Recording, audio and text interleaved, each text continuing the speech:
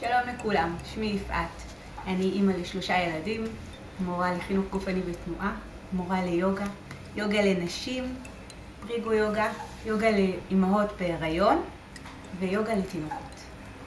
מה שנעשה היום, אני רוצה להראות לכם איך עושים עיסוי לאלה.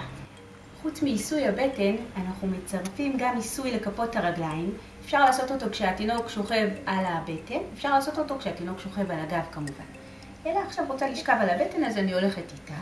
אני מעשה את העקבים. אני עושה מעגל עם כיוון השעון.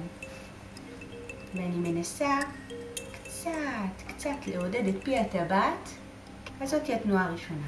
ברגל אחת וגם ברגל השנייה. מעגלים בעקב עם כיוון השעון. אנחנו נהפוך את אלה על הגב. ונמשיך בתנועה של הרגליים.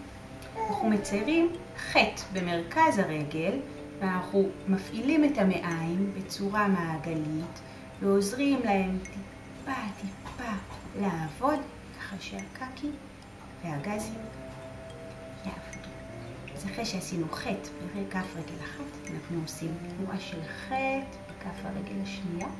אפשר גם לעבוד ביחד על שתי הרגליים, להחזיק את שתי הרגליים יחד, להתחיל חטא רגל שמאל ולימין.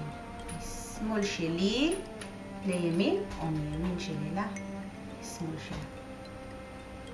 אחרי שעבדנו על המעיים, אנחנו שוב מוציאים החוצה לכיוון העקב. וזה תנועות מאוד פשוטות. ושוב, מעיים במרכז הרגל ומנקים החוצה לכיוון העקב.